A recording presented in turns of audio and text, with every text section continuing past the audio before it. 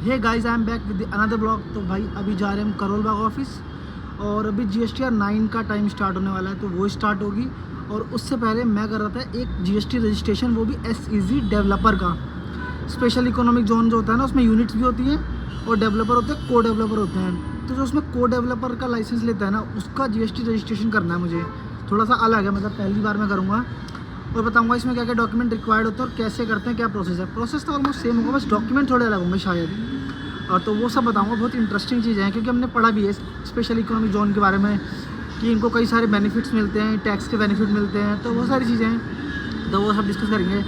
और बाकी अभी आज शायद मतलब ये इस वीडियो के बाद रिजल्ट आ चुका होगा तुम्हारा, तो जिनका भी रिजल्ट अच्छा आया होगा उनको बेस्ट ऑफ लक आगे के लिए। और जिनका बेकार हुआ टेंशन मत लो, मतलब होता है, मेरे साथ भी होता है। एक बार अटेंड में नहीं हुआ, कुछ प्रॉब्लम हमने आइडेंटिफाई करी होंगी, यहाँ प्रॉब्लम होगी। बाकी मेरी वीडियोस देख लेना, मतलब मैंने बना रखी हो ऑडिट में, मैंने कैसे पढ़ा था, चेंज किया था। पहले मेरे 25 मार्क्स आए थे, 27 और 25, फिर 75 मार्क्स आए थे। तो मैंने क्या चेंज किया था पढ़ने में, तो वो सब भी है, कोस्ट के लिए भी है, ऑडिट के लिए भी बना रखी है। तो वो सब चेक करना चैनल पे, या फिर मैं डिस्क्रिप्शन में लगा दूँगा। तो चलते हैं अभी ऑफिस, स्टे ट्यून। गाइस तो आ चुके हैं भाई हम ऑफिस, और क्या हाल है? बढ़िया। आज रिजल्ट आ चुका है, अच्छा रिजल्ट आएगा। फिर फाइनल का तो बहुत अच्छा आया है, 24%, 25% ऐसे ग्रुप 1 ग्रुप 2 का रिजल्ट आ रहा है। तो वही है, रिजल्ट बहुत अच्छे हैं, कॉन्ग्रेचुलेशन जिसका क्लियर हो गया है। बाकी ये वीडियो तो बाद में आ रही होगी। बाकी अभी हम GST रजिस्ट्रेशन में बात करेंगे, स्टे ट्यून। मैं कह रहा हूँ भाई, आज ऐसा लग रहा है कोई खाना ही लेके नहीं आया, सारे बाहर से ही खाने में लगे। पूरा ऑफिस मेरा यहीं पर आ गया है, सारे के सारे। ये और क्या हाल है मोइन? बढ़िया भाई। ये लेगा, ये ले लेगा, ये लेने इसको कपड़े ढूंढने जा रहा है। जब तुम्हारा भाई ओए, बात कर रहा है, कुछ कर ले भाई। देख लो यार, कस्टम का माल है, इम्पोर्टेंट आओ। ले ले विकास, तू तो लेता है बाहर का कस्टम का। भाई सरप्लस दे दूंगा, इम्पोर्टेंट। विकास ले लो भाई, ये लेने जा रहा है वैसे भी, आगे से अच्छा यहीं ले ले। बोल दो विकास भाई को ले ले यार।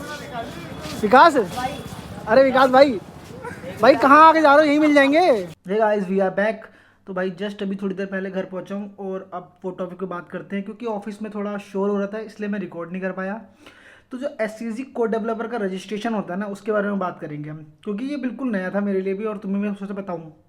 थोड़ा फंबल हो रहा हूँ, मैंने सोचा तुम्हें भी बताऊँ SCZ कोड डेवलपर का रजिस्ट्रेशन में क्या क्या डॉक्यूमेंट रिक्वायर्ड होते हैं और कैसे क्या होता है उसके बारे में। एक हमारा क्लाइंट था, उसका नॉर्मल रजिस्ट्रेशन था, ठीक है। उसके बाद उनका एक और रजिस्ट्रेशन था SCZ यूनिट का, वो भी था। पर उनको ना अब SCZ कोड डेवलपर का रजिस्ट्रेशन करवाना था, मतलब वो कोड डेवलपर बन रहे थे, तो उनको रजिस्ट्रेशन करवाना था GST में।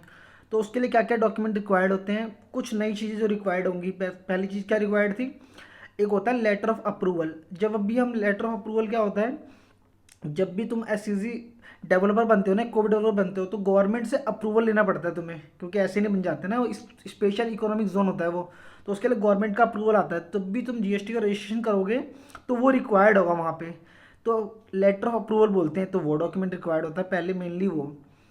उसके बाद और जितने भी अब दोबारा दोबारा अथोराइज सिग्नेचर बनेंगे, उन सब की डिटेल चाहिए होगी, जितने डायरेक्टर होंगे उन सब की डिटेल चाहिए होगी, ठीक है। डिटेल क्या, पैन कार्ड, आधार कार्ड, ठीक है, उनका एड्रेस प्रूफ ये चाहिए होता है। जो भी हमारा डायरेक्टर होगा ना, जो अथोराइज सिग्नेचर बनेगा, वो क्या होना चाहिए, रेजिडेंट इन इंडिया होना चाहिए। तो इनके केस में क्या हुआ कि जो इनके डायरेक्टर थे ना, उसमें से 3 डायरेक्टर तो थे बाहर के, ठीक है, और एक डायरेक्टर जो था वो इंडिया का था, बट इनको अथोराइज सिग्नेचर बनाना था बाहर वाले डायरेक्टर को। अब ये कन्फ्यूजन थी ना, मैं भी थोड़ा कन्फ्यूज था। उन्होंने पूछा कि क्या बाहर वाला बंदा डायरेक्टर बन सकता है इंडिया में अथोराइज सिग्नेचरी?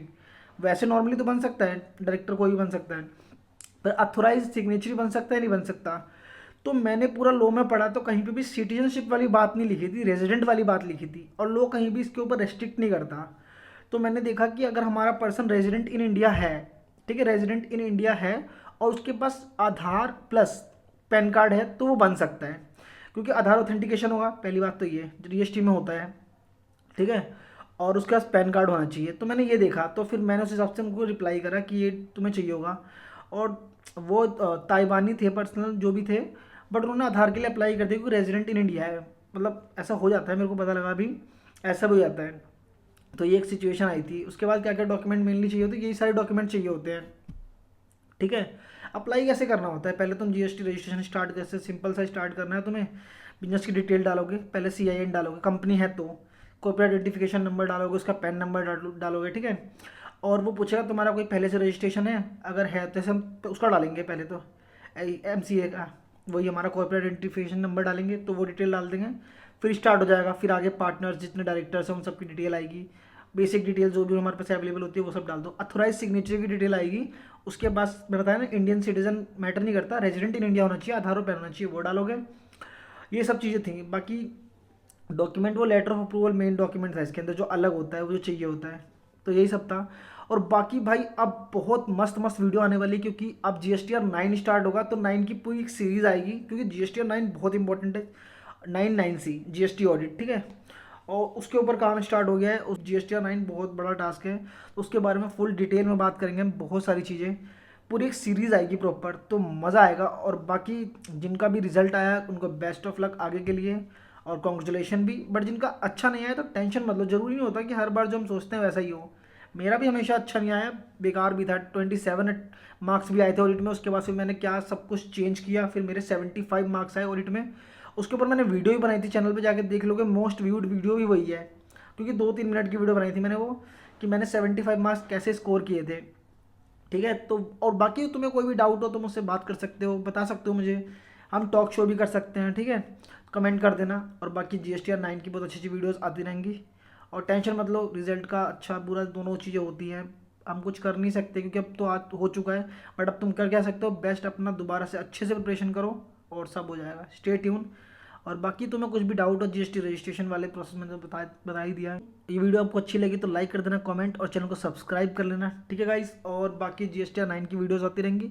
और बाकी एक हमने नॉर्मल रजिस्ट्रेशन भी किया था, कल ही मैंने किया था, उसमें तो कुछ भी नहीं था, बेसिक डिटेल्स थी, वो डाल के सारा रजिस्ट्रेशन करना था। तो हमने एक और रजिस्ट्रेशन भी किया था, उसमें बेसिक डॉक्यूमेंट क्या लिए थे हमने, मैं आपको बताता हूँ पढ़ के, सारी लिस्ट मेरे सामने ही है। हमने जो भी डायरेक्टर थे उनके आधार पैन दोनों डिटेल ले लेते हैं हम, ठीक है, उनकी दोनों फोटो ले लेते हैं, दोनों की फोटो होनी चाहिए, ठीक है। हम MOA AOA ले लेते हैं, क्योंकि डायरेक्टर की कुछ इन्फॉर्मेशन वगैरह निकालनी पड़ती है, एजेंसी की डिटेल्स क्या काम करती है वो सबके लिए ले लेते हैं हम, ठीक है। CIN अपलोड करना पड़ता है, कॉर्पोरेट आइडेंटिफिकेशन नंबर डॉक्यूमेंट होता है वो ले लेते हैं हम, और कंपनी का पैन ले लेते हैं, कंपनी अगर है तो। और बाकी यही है, अथोराइज सिग्नेचर की डिटेल्स वगैरह कौन बनना है, ये सब डिटेल भरते, नॉर्मल बहुत आसान होता है रजिस्ट्रेशन करना, तो वो हमने किया था अभी कुछ दिन पहले ही। और बाकी GSTR 9 में इस बार बहुत सारे चेंजेस हो गए हैं, क्योंकि टेबल्स होती है GSTR 9 में अलग अलग, तो उस टेबल्स में कई जगह पर चेंजेस आए हैं, उसके ऊपर तुम बोलोगे तो बात करेंगे। बाकी जैसे कि टेबल नंबर 6 है उसमें चेंजेस आया है, ऐसे बहुत सारे चेंजेस है, उस पर बात करेंगे। बाकी जब GSTR 9 करेंगे तब बात करेंगे उस पर। और ये वीडियो अच्छी लगी तो लाइक कर देना, कमेंट और चैनल को सब्सक्राइब।